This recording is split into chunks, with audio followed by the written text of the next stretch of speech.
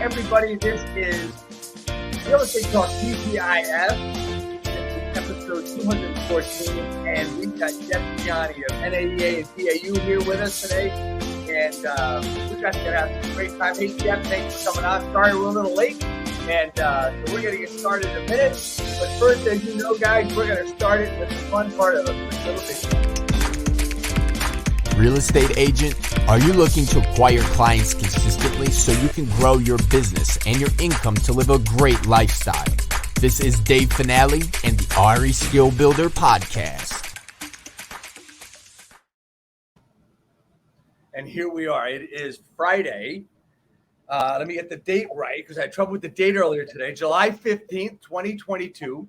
This is episode 214, which we have done in 211 weeks. So we've had 3 extra shows. We haven't missed a week in, over 4 years. And we've got greats on, all kinds of greats. We've had new agents, experienced agents, $700 million agents, 1,700 transaction agents. We've had great coaches all over the place. And now we got another great coach, a guy with sales experience, boiler room experience, all different kinds of things. Jeff Quiane. Hey, man, thanks so much for coming on. Thanks for having me, Dave. 211 weeks. You haven't missed a show in 4 years? Haven't missed a show in 4 years and 3 weeks. Damn, that is good. Well, we almost fucked that up today, huh? Yeah. Yeah. Yeah. And what did I tell you? I said, I'm not giving up. So one way or the other, we were doing this show. I love it. I love it. Yeah. So we have some technical difficulties here today. Jeff is actually on his phone, which shows we know technology. And this is a tech guy too. How about that? So we got problems, but we can get through it because we have persistence, hard work, smart work, and that's what we're going to talk about. So quickly, Jeff, I want to ask you the most important question of the day, aside from everything else we're going to get into. What does TGIF stand for? TGIF stands for Thank Goodness It's Friday for most people. I would call it the best day to get a jump start on next week. Not for this broadcast. This is thank God it's finale. I mean, how can you? Oh, thank you. I like it. I love it, man. So anyway, Jeff, you and I started talking a while ago. We're going to be working together with the Branded Agent University, and which goes along with the National Association of Expert Advisors, which is from Jay Kinder and Michael Reese, Wally Bressler, Woods Davis, all those great people. But that's not where you started. So give me a little insight to, how you got started in this business and what your story is. Yeah, sure. So I'll summarize. I was born and raised in California, and so as people here in Texas like to say, which is where I live now, I got here as quick as I could. I'll leave some of the chapter 1 stuff out, but ultimately, I dropped out of high school, never went to college, spent a lot of time, on the street and making bad decisions then as an adolescent, but ultimately found my way to better things when I moved to Texas and felt that I needed to do something, I had a desire to do something greater. And so my first venture into sales was in high-end menswear. So, if you are familiar with the term haberdashery, which is not anything that you hear often today, but I first started selling high-end menswear, suits, and formal wear, managed a formal wear department.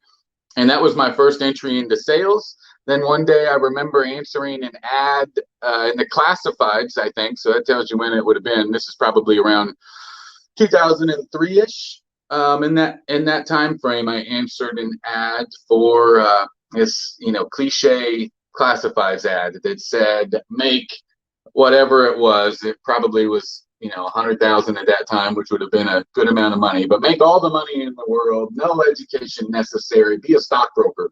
And so I went and met with this firm and ultimately took the Series 7, 22, 63, got licensed as an NASD broker and raised hundreds of millions of dollars over the phone from investors all across the country for different private placements, joint ventures, and things like that. It was a wild and crazy ride for almost 20 years. If you've seen Boiler Room, Wall Street, Glengarry, Glen Ross, Wolf of Wall Street, that was the environment. ABC every day, and crazy stuff. When you're young, it's fun. And I would, close hard and do what you could do to get that big paycheck. As you get a little wiser and older, other things become more valuable. And regardless of making $250,000 to $500,000 a year for over a decade, I still at the end hated to wake up and go to that job every day. You couldn't have paid me enough at the end to go. I left checks on the table where all I had to do was call and schedule FedEx pickup, but I just didn't have it in me to do it anymore. And so about that time, also commodity prices had tanked, man. Unlike where we're at today, that time oil was at $34 a barrel. A lot of things in Texas centered around the energy business. I remember when it was $140 a barrel. So the difference. And when you're talking to investors about the opportunities that exist, and everything in front of them is telling them it's an energy crisis, it's not a good investment in most people's minds. So I looked for a way to get out, man, and take my skill sets I developed for almost 20 years, closing and sales and training and everything. And I hooked up with Jay and Mike. They had a brokerage here in Dallas, Fort Worth. I went in and interviewed with Wally Bressler after I had humbled myself up, and through life experience, I had learned the hardest thing for me there, Dave, was making $250,000 to $500,000 a year, no college education, high school dropout. Where else are you going to be able to do that? Sales is it. Right. Sales, and I had boxed myself in. I'd been in this niche, boiler room, Wall Street kind of world for almost 20 years. It's not like I developed a trade outside of that. And so I felt like the only way for me to continue to make that money was I was just going to have to stay in that business. And that's just what it was. And there's still people I know today that are going to work right now with that phone sitting in front of them. They've been doing it for 25, 30 years. They hate it, but they feel like it's the only way that they can make that kind of money with where they're at. I had been there before, and I held out and was a little prideful and wouldn't just get back to basics and starting something new. And this time around, I was willing to do that, man. So I walked into that interview with Wally Bressler for a job that might have been $25,000, $28,000 a year. And I was taking it to just figure it out. Man, I know I can kill it here, and I'll just see what happens, work my way up. So you walk away from this job, and you're taking a 90% hit, at least a 90% hit. What else? What was there for you, and where did it go then? Yeah, well, immediately, regardless of the financial hit and my emotional return, my enjoyment, my quality of life, although financially it became a struggle and I couldn't do things that I was able to do before, like I could sleep better at night and I could wake up with an enthusiastic attitude to go to work and do something. And so that was worth the exchange. You know what I mean? I think as you get, like when I was younger, man, that commission check was all, I would do anything. I'd be up right now. I'd be, calling people. What do you think of this line? What do you think of this line? Man, I'd keep asking me about my pipeline. I knew it all, and I would do anything to get that commission check. Towards the end, other things mattered more. So I enjoyed it. I saw an opportunity. I loved the culture that Jay and Mike had. At that time, we had an inside sales team. Jay and Mike are definitely experts at leveraging the ISA to grow your business, primarily set appointments. Your highest leverage activity as a real estate agent is typically when you're face-to-face with a prospect. No different than back in the day, I had a sales manager that said, Jeff, the only thing that matters, the only time you're working is when you're earlobe to earlobe with the prospect. Earlobe to earlobe, baby. That's when you're working. Earlobe. That's really cool. He said everything else is preparation for work. So, Jeff, I'm looking at your call times. You were on the phone talking earlobe to earlobe yesterday for 3 hours. You were here for 8 hours. What were you doing the other 5 hours? You got to ask yourself that question. I was probably, trying to cherry pick my scripts. I was probably bullshitting in the office next door. I was probably doing maybe a little bit of role play. I was a lot of getting over the mental tapes that you're running in your head before you can pick up that phone call. But you got to ask yourself, even if you're calling expireds and for sale by owners or whatever it is that you're doing that represents that high leverage activity, man, if you could just do that all the time, that's where it's at. And you should look at it in honest ways and say, man, 3 hours talk time, but yeah, what was I doing for the other 5? So the culture and everything that Jay and Mike had created was a great place to apply some of those skills. And I managed our ISA team for a long time, made those calls to expireds, canceled for sale by owners, circle prospecting, much like many people are doing today and, right. Probably will start to do more of as the market shifts, if that's the way it goes. So your sales in the stock area and everything else, but that was, I mean, you did that all over the phone. That was like you said, over $100 million over the phone in person. Well, it was in person online sales as well, right? And you transitioned over to, real estate.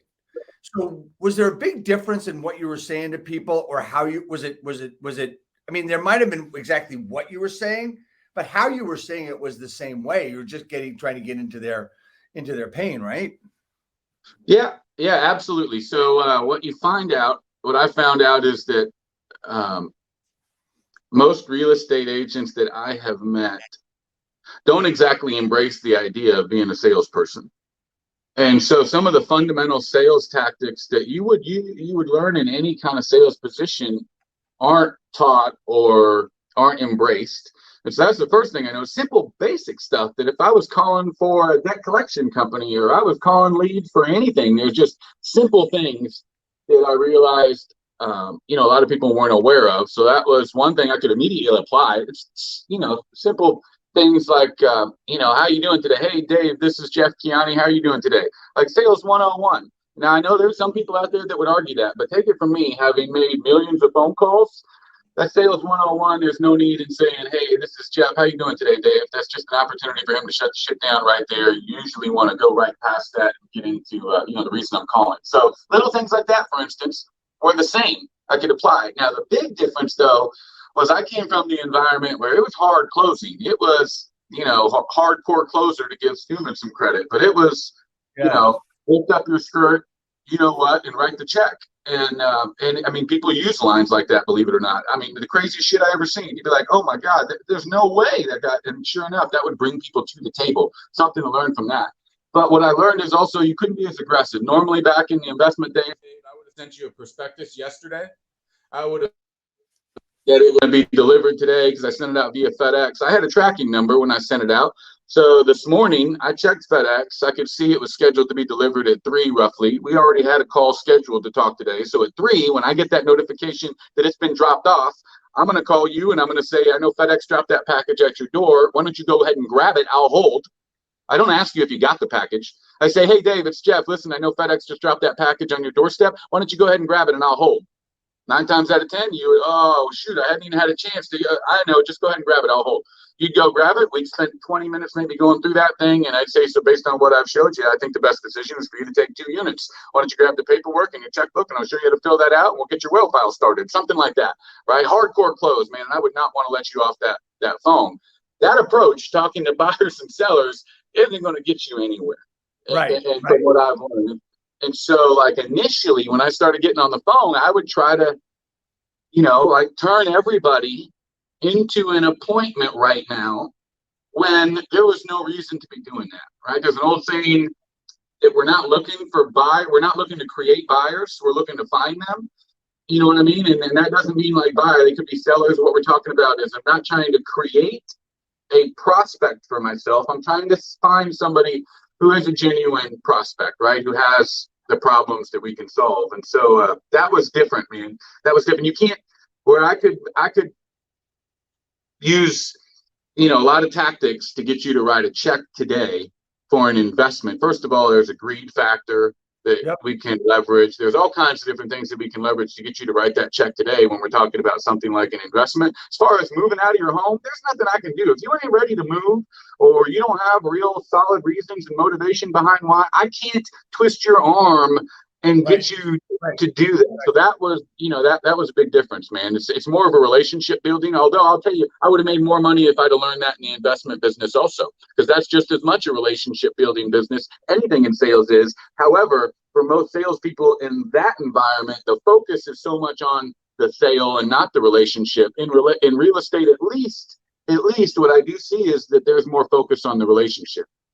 Yeah, there has to be more focus on a relationship, because what I always say is that it's not what you say, it's how you say it, how you say what you say. And that's really important, because that is the relationship builder right there. And how you're saying with the emotion intended, because you want to build into their emotion. You want to work on their emotion. And then they're going to say, okay, we're going to make this decision with emotion, and they're going to qualify it and quantify it with logic. Right. And that's how that conversation goes. So have you seen, I mean, you're into you're with National Association of Expert Advisors and Branded Agent University. Are you guys transitioning scripts at all right now to a different type of script, or what you're saying, the way the market is these days? Yeah, right now, Wally and I are updating some content to take into account what we expect may be happening in the future. And in large part, we're doing that because we have an event coming up in Frisco, Texas, that's just for prospecting. It's heavy prospecting deal, 20 agents at the Dallas Cowboys headquarters. And we're buying mojo and all kinds of stuff for these agents, and we're stacking the deck for them to succeed. Part of that is updating some of these scripts. So absolutely. And it's funny you mentioned that. I had an article. One thing I do is I set up Google alerts for anything that I'm trying to become an expert in.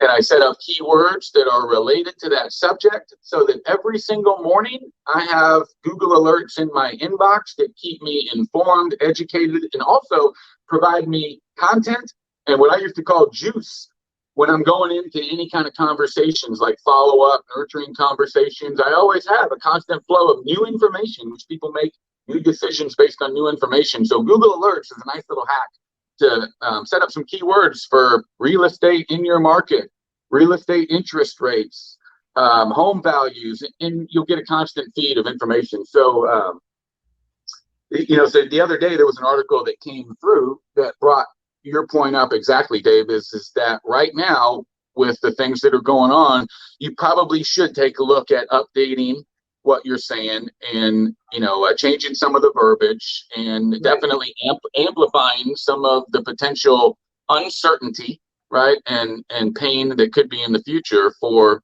either buyers with increasing interest rates or with sellers having a smaller buyer pool that's available to buy their property, right? Yeah. So let's talk about the training function that you work with now. There's a couple of different things that you're doing. Let's first talk about your work with the National Association of Expert Advisors and what's important to you. I mean, you're doing a lot of different coaching. Talk to me about your coaching and what your focus is. Yeah, so National Association of Expert Advisors, for anyone who doesn't know, was started by Jay and Mike, and really, it was the vehicle in which we could teach other agents to duplicate the systems, processes, and therefore results that Jay and Mike had achieved in their business. And so the expert advisor philosophy that we teach at our expert advisor boot camp, which is a live event, there's one in December, that teaches agents the fundamental buyer and seller strategies to position yourself as an expert advisor to differentiate yourself in your marketplace and ultimately attract buyers and sellers. We teach agents everything from the listing presentation script, prospecting scripts, appointment setting processes. We give you a unique value proposition, marketing assets to support that, all of that. So that's one of the things a lot of the people watching have probably heard about that event or been to it. Jay and Mike have been hosting that for over a decade. Thousands and thousands of agents have been to it. In addition to that, we have always had a specialized kind of a focus on coaching one-on-one with agents who are at a certain level where they really need systems and processes to expand and treat their business like a business. And, I'll give all credit to Wally and John Kitchens when it comes to that. John Kitchens has led that effort for NAEA for many, many, many years since the beginning. He is the premier systems and processes coach, I believe, in the country. And he's doing some amazing stuff right now with Coach Code, and he can align people with the NAEA resources as well as some things that he's done. Branded Agent University Day, that's where, a lot of agents talk about. Well, a lot of agents today, they want to create a brand, or we're looking to create a tribe and a movement that we can get other people to belong or want to belong to. We need to articulate our core values, community, our culture, what our belief system is, and hopefully then we can find other people that have a similar belief system, that are trying to achieve a similar outcome, a future world that we're trying to create. If we can find similar people, they'll join our group. And a lot of that today is accomplished with branding and creating top of funnel content and things like that. And agent attraction falls under that category, and you've got to have something to add value to the agents that you're trying to communicate with. And so Branded Agent University helps do that, where we build out landing pages and a complete back-end learning management system so agents have everything they need in one place as far as training, documents, templates, whatever that an agent might need to succeed. Done correctly, the goal is it's all in one place with your branding, your ability to track who does what, and all that stuff.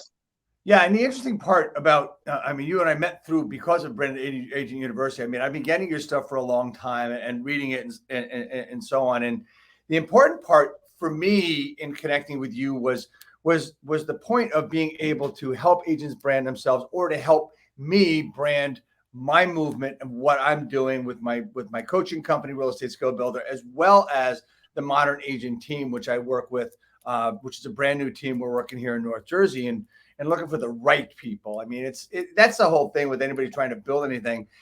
And I think one of the interesting things about Branded Agent University, Jeff, is it is plug and play. It is a setup where you can send somebody there. But as you move along and helping team leaders and brokerages build their brand and build this for attraction as well, the one-on-one coaching by that team leader, by that broker, by that manager, whatever, is so very important along the way, because I don't believe you can leave people alone on just going online here, go this, go do this. What do you think about that? I agree. And I think it's more important today, since we've all been in a virtual bubble for 3 or 4 years now. Today, I think, whereas you see people position and even EXP, you position the virtual aspect as being an advantage. Well, I don't know. I would take a contrarian view. Today, I would almost leverage the ability to be in person as a better value point. I saw somebody recently, a team is doing some amazing stuff, getting an office space together and creating a culture and environment there where any agents anywhere can come and collaborate in person, sit down and make calls. There'll be resources for them to help create branding and stuff like that for them. All in this office space is going to leverage that desire that people have, I think, again, to get face-to-face. Now, what I will say, Dave, is that sometimes that face-to-face time, and I think that the frustration for most people isn't that they have to spend time with people, it's that time that is spent, they don't feel is spent as effectively as it could be. So for instance, you hear the term, I'm having to hold too many hands with these new agents. I'm having to hold their hand on everything, and what we usually try to do in that situation is look at what we can deliver on a one-to-many strategy, where we can record a video, we can create a document, we can create a slide deck, something that breaks down the processes or standard operating procedure or best practices, your way of doing business. There's a lot of that we can break down and deliver in content on a one-to-many scale that we can point people to. And then the time that we spend a one-on-one, we're able to spend providing clarity, inspiration, and motivation, which is where we would normally like to spend our time. I'll spend all the time in the world answering questions about the buyer presentation that you just watched training on, but I don't necessarily have to sit there and hold your hand and go through all the tactical steps that I can deliver, you know what I mean? So I think what it is that personal time, man. You want to kind of do a combination and make sure you can focus the personal time where you can deliver the most value. Absolutely, 100%. But here's the thing, though, natively and innately with a lot of agents and a lot of people, it may be in the training, but they might not take the time to look at it because, let's face it, it has nothing to do with laziness. If I can call you and get an answer in 3 seconds, why should I watch a video? So what I do with my coaching clients and my mentees, it's really simple. You text me, I'll let you know how fast if I can get right back to you, I do. Otherwise, if you've got a little question, I'll shoot you a quick video with the answer. I learned from someone, my good friend and coach, Grant Wise, many, many years ago when he first started doing Facebook ads. He had the systems all set up in the training and videos. And the first question he would ask you, if you asked him a question, did you go to the training, right? So one of the things that I do now is I've got trainings there. I say to people, there's 2 things you need to do before you come and talk to me. And this is not to make anything easier, to make anything more difficult, is did you go to the training and did you Google that shit, right? Because the important part, because everything is there. And Google University is probably the best place to go for almost anything, right? It's better than me. It's better than you. It's better than everybody, right? But the important part, too, is that face-to-face and that the ability to ask questions. And every time I get a question as a coach, as a mentee, as a mentor, as a team leader, that's a video. So it goes into the training, someplace in the training. And to have both of these things work for us, what we've done is we do a office hours type of thing. Like if anybody ever went to college, even the professor had office hours on one day. So we've got office hours 1 day a week, 12 to 3, and we also do a hybrid with it on Zoom as well. And that's really important. It has been very, very helpful and very, very a lot of aidful, to use a word, for a lot of our mentees and a lot of our clients. So yeah, you have to do that, and that makes a lot of sense. The importance of a lot of videos. Talk to me about that. The importance of the quality and the quantity of what is in Branded Agent University as well as NAEA. Talk to me about that and what the process is. Yeah, so one thing is it's really customized to what the client's experience is. There's some default stuff that's out of the box, like in the back end of the learning management system where your agents would create an account and access everything. It's preloaded with anything that NAEA has done. So usually I point people to the staples like the buyer and seller certification, John Kitchen's EGS masterclass, Jay Kinder's agent to CEO training. Those are like the core staples. And then there's 90 or some other, content modules with tens of thousands of hours, I'm sure, if you added it up, of training and content. It's all preloaded in there.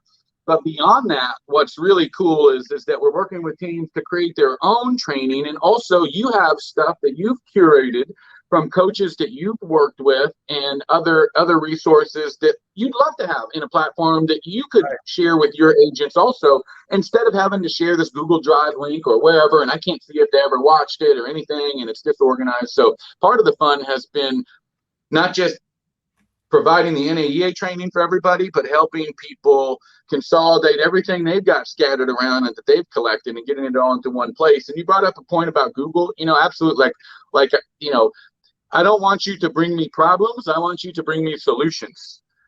Right. And so obviously a problem exists, but you should be able to find some solutions and present me, the solutions, and we can talk about maybe what the best one is. But the problem, I think, is that there is so much out there, right? The curse of having the World Wide Web is that there is so much content to sift through. And it's important to realize, and this was a point that came up in talking with an agent the other day who had some limiting belief around the value that they brought to the table, right? They weren't closing a huge amount production-wise. It's not like they had this fancy list of achievements. And so why would anybody, listen to them when there's all this other information out there that they could get from anywhere? And one of the things we discussed is the importance and the value of being that curator.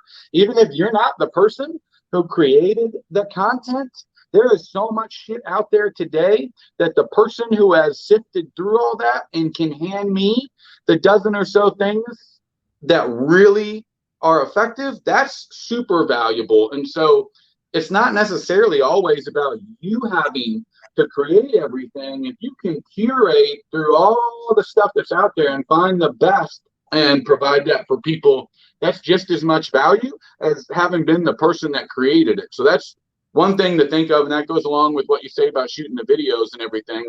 Content is important, but you don't always have to create it yourself. And don't discount the fact, don't discount the value in curating all the best stuff and being like, hey, I saved you from having to search those 10 pages on Google. Look, I got the top 5 right here.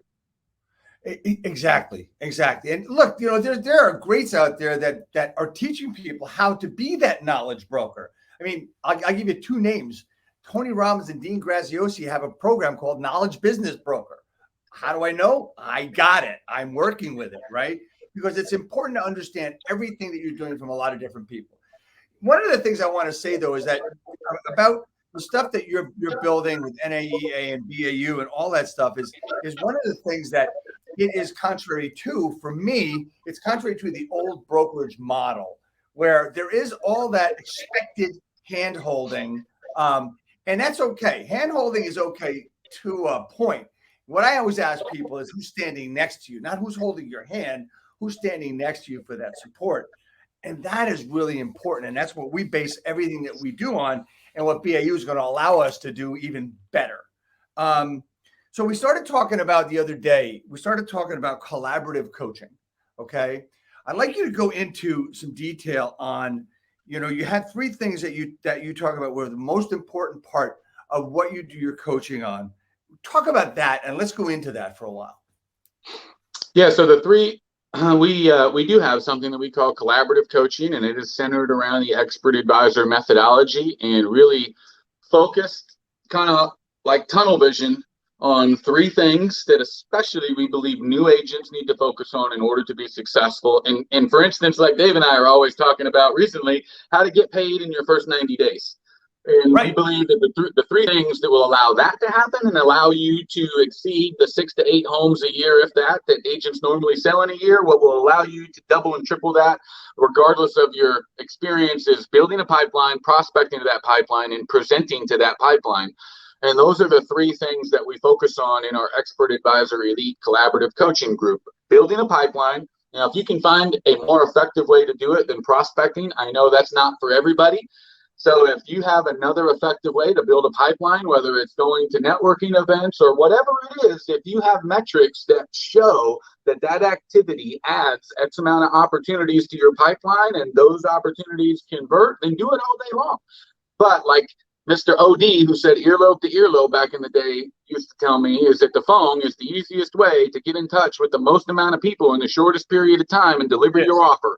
And that's what we're looking to do. So that's why we always talk about prospecting, and that's part of this collaborative coaching also, Dave.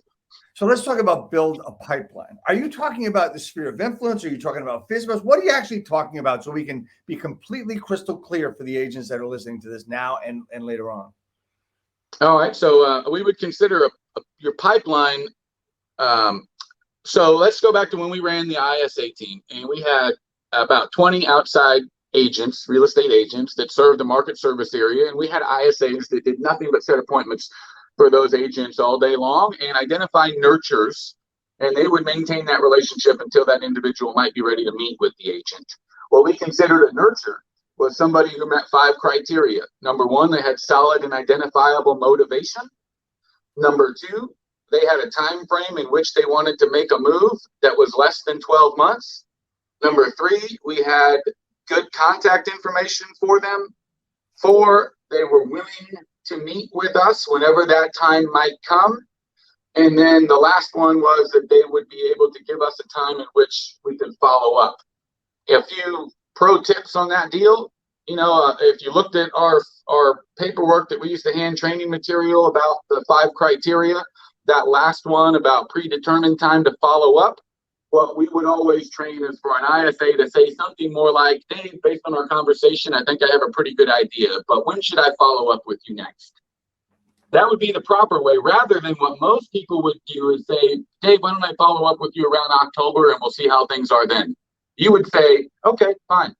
And I'm saving my adversary, to use that term, which I'm not necessarily a fan of, but it comes from Jim Camp negotiation strategy. We're saving our adversary by not allowing you, Dave, to take ownership of when I should follow up with you. Instead, I'm saving you by saying, why don't I follow up with you by October? So that last question about a predetermined time to follow up, it's really important that you have your prospect tell you when to follow up, even if that's never. And if you never want me to follow up with you again, Dave, I'm fine with that. It won't hurt my feelings. Great. So let me ask you this question. So one of the things I coach and train on is this. I said, either you're going to get an appointment or you're going to get another time to speak with them, right? So a lot of people get frustrated. I couldn't get the appointment. Well, do you know when you're going to talk to them again? No, I'm not going to worry about it. Okay, fine. So here. So you say you ask them when you can call them, right? So 100%. Yeah. Okay. So what about if you said, hey, when they say, I don't know, I'll talk to you some other time. If you say, well, would I be able to, can we talk in 2 weeks? Or is next Tuesday or next Thursday a better time for us to talk? Does that make sense to you? And if not, explain this to me.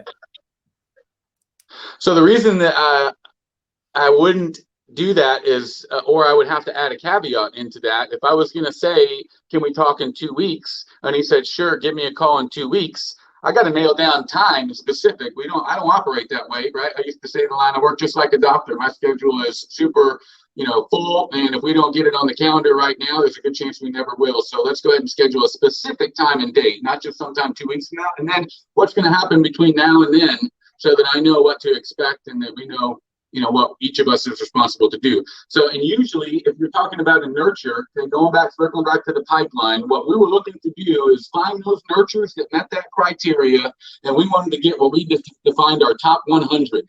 If we could get, and anybody out there watching right now who's kind of starting off, if you can get 100 nurtures, means go through your database, start prospecting to that database, and find those 100 people that meet the 5 criteria that we just discussed. On average, we found that most of those would convert in about 8 months. Usually about 8 months from the time we tag them as a nurture, we would be able to get them face-to-face with an agent. We also determined that after the course of measuring it for an entire year, we converted about 12% of our nurtures into clients. So if we had 100 nurtures on January 1st, we knew that there would be at least 12 transactions that would be generated from that pool of 100 nurtures, and likely more because you're going to help some people on other transactions and so on. So building the pipeline, the first thing I focus on is quality. Make sure you have a qualifying process. If not the 5 things that we just went through, create one of your own. We're not trying to work with everybody. We're trying to work with somebody. Just like we can't create something for everyone, we got to create something for someone. And so once you kind of know what that qualified prospect looks like, try to get 100, and then you can follow up, with those, and you'll start to see some conversion out of that. On top of the right now business that you'll find. If you're calling expireds, canceleds, for sale by owners, there's going to be more opportunity. I looked yesterday, there was like 59 canceleds hit Dallas yesterday. 59 canceleds yesterday got loaded into our mojo. What is it canceled in Dallas?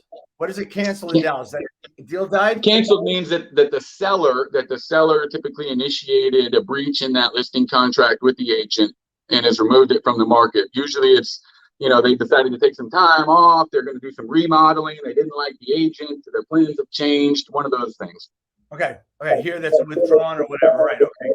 Cool. All right. So we talked about the building of the pipeline, and you have to prospect that pipeline. And the basis of prospecting that pipeline is they have to when you build a pipeline, they have to have the 5 criteria: solid motivation, time frame less than 12 months. You have to have good contact info for them, willing to meet, and a follow-up time somewhere in the future when you talk to them. Great. And you say prospect that pipeline. Tell me what that consists of, prospecting that pipeline. So prospecting that pipeline would mean to present, your offers. So follow-up is really what we're talking about. Okay. So prospecting is part of the process to create the pipeline, and then prospecting the pipeline is part of that nurture and follow-up process. Okay. I would suggest just a few staples. Like, we would never want typically more than 45 or 60 days to go by without touching a prospect, right? Even if it was somebody who said they were looking to do something in the next, 12 months, but it was more likely going to be, let's say, in March or something of next year. Right. I don't set a follow-up task for 4 months down the road. I don't set a follow-up task for 4 months down the road just because they told me they're going to move sometime in March next year. And so I think, well, that's so long from now. I'm just going to set a follow-up, let's say in January, and I'll see what they're up to then. People underestimate the time in which it's going to take them to make a decision, and they overestimate the time it's going to take to fulfill on that decision. And so we would always cut the time in half. If you told me to call you back in 6 months, you better damn well believe I'm setting a task for 3 months. Or based on my methodology, I would set a task for about 45 days out, because I would never want 45 to 60 days to go by without me having a chance to touch. And what I would use to prospect that pipeline is I would use that Google alert information that I have coming in, and on a daily basis, I look for new juice, new information that I can call somebody and say, hey, I was thinking about you. I saw this article in relation to interest rates that had me thinking about our plan of getting the home on the market. And whenever I wanted to revisit that discussion based on some of the new information I'm seeing. So I'm always looking for that new information that I can go into those calls with, because the worst thing is to just make those follow-up calls where it's just like, hey, Dave, this is Jeff again over at XYZ Real Estate. Listen, we spoke a while ago about selling your home. Have you thought any more about that? Like, that call gets old, when you're making that over the course of 8 months. So I think part of the prospecting to your pipeline is to find information to share with them that could cause new decisions, and try to build a relationship. Every call, you have to make calls that aren't related to business either. You have to make calls just to see how you're doing and that sort of thing. Okay, so here's a big question that has a little bit to do with the intricacies of that follow-up, is remembering to make that follow-up. Are you putting it on some type of calendar? Are you putting it, and are you doing it on paper? Are you doing it digitally? Because I know that a lot of people have all great intentions, and the road to hell is paved with good intentions as well.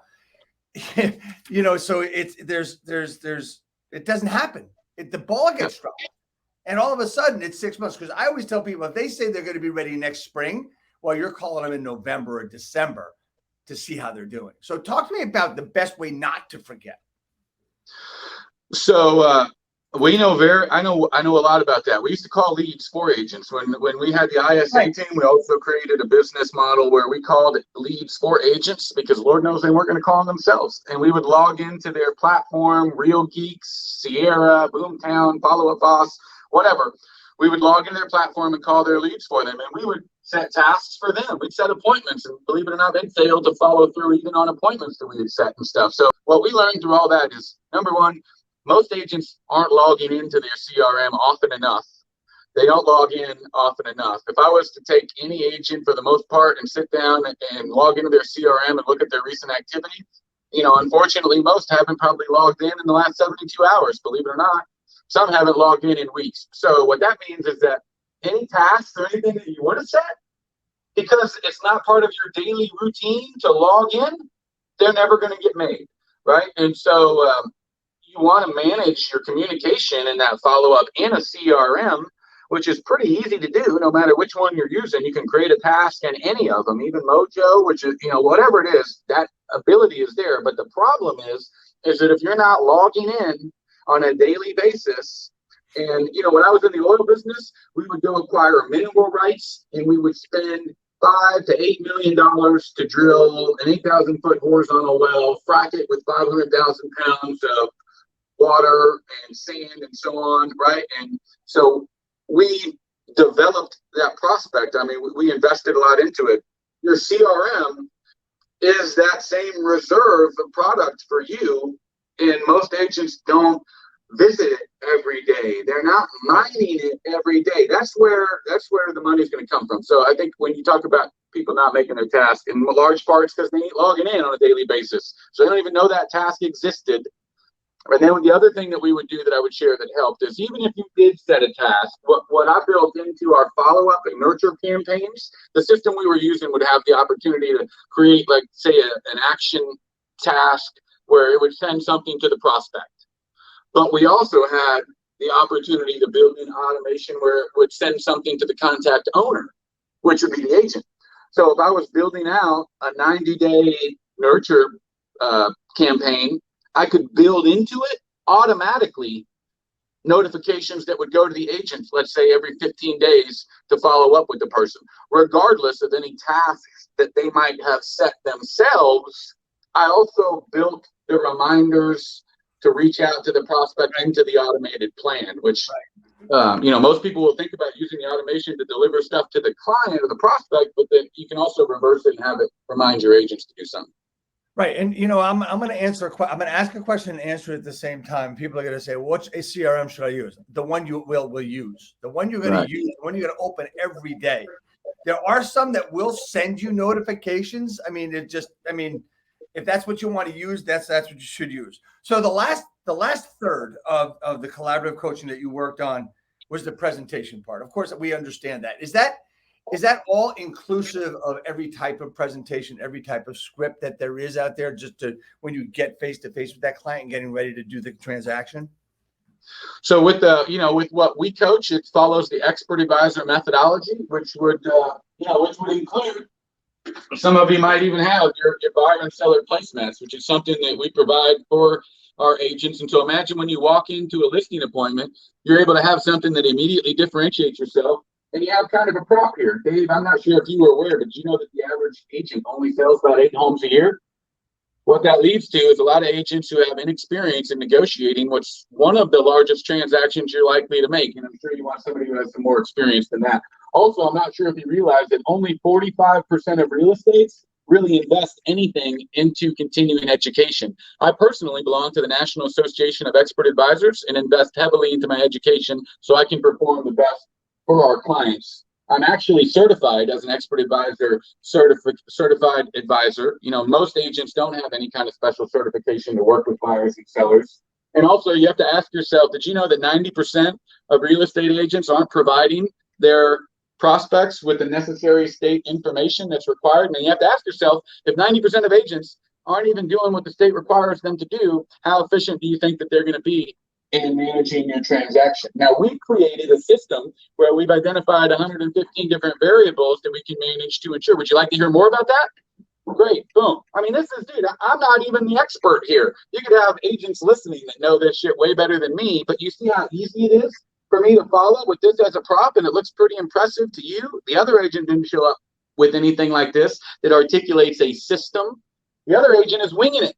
He's winging it every time. And so when we talk about the presentation skills, it's having a strategy in whether you like the word script or not. Everybody has one. You're running a script in your head, telling yourself you don't need a script. So you got a script one way or the other. You might as well get used to it.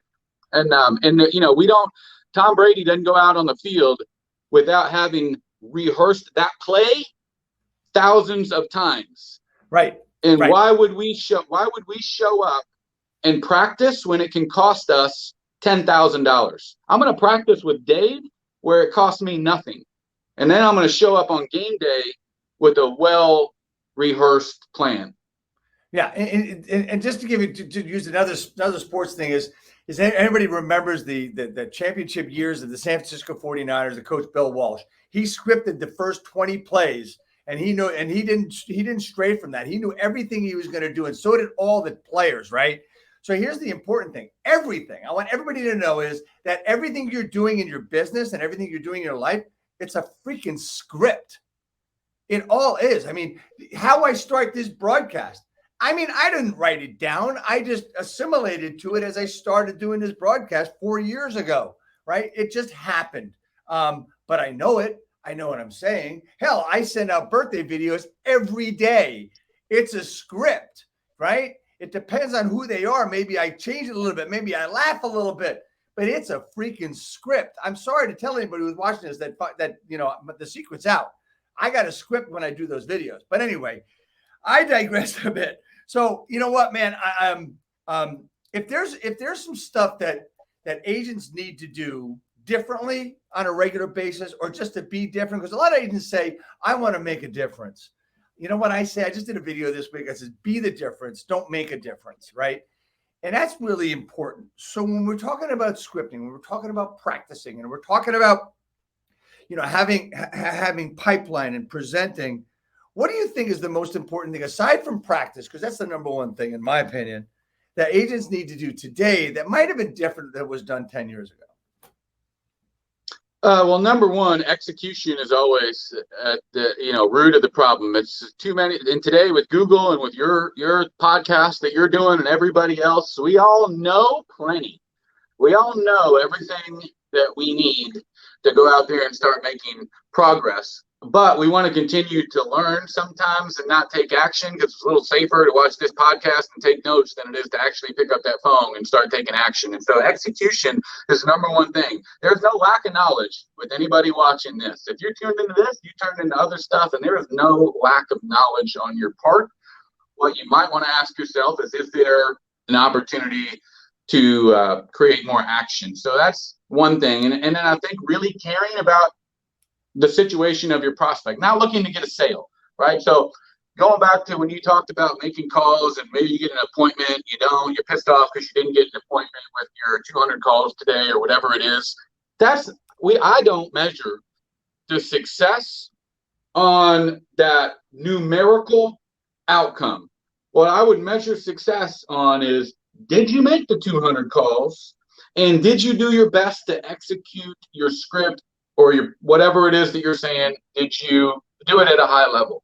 If you did that, then you won. And so if you start thinking about that as a win, you can stop beating yourself up because you didn't get an appointment. I wasn't expecting you to get an appointment in one random day of making calls anyhow, right? The win came from you executing. And so I think really that's the key. And then, like I say, caring about your prospect, not so much about the sale, letting them tell you no. You'll save yourself and your prospects a lot of time. You know, let me say this, Dave. I know I've kind of probably went off on the rails with this one, but I would say treat, you know, become a sale, you know, treat it like a craft.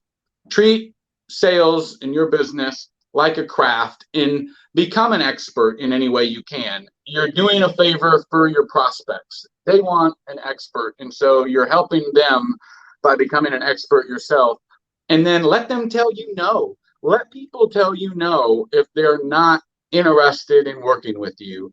And that will provide people the freedom to feel comfortable and not have, you know, what most people apply is some pressure, and they, you know, they feel pressured into a sales situation. As soon as you can start letting people say no, you differentiate yourself immediately. And that might sound something like, Dave, we have a proven repeatable system backed by market research that has helped people like you get the most amount of money for their home.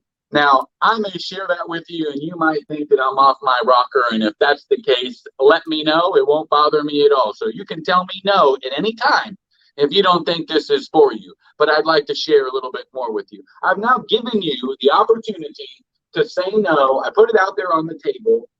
You're not feeling as though, oh, he's going to try to kind of, you know, box me in, and he's going to try to, you know, pressure me into saying yes.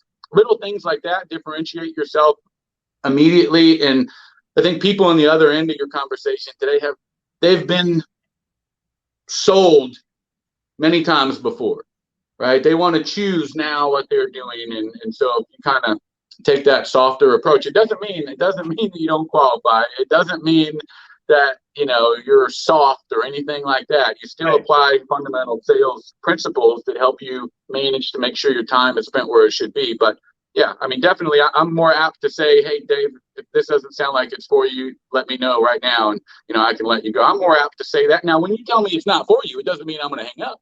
When you tell me it's not for you, I can understand that. Would you share with me why? What are some of the things that rub you the wrong way? Like, I just know that there's probably a no there, so let me get it out on the table and deal with it.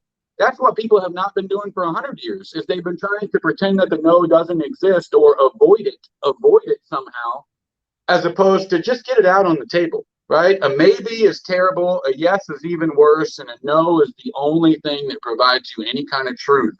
So start with the no and work backwards from there.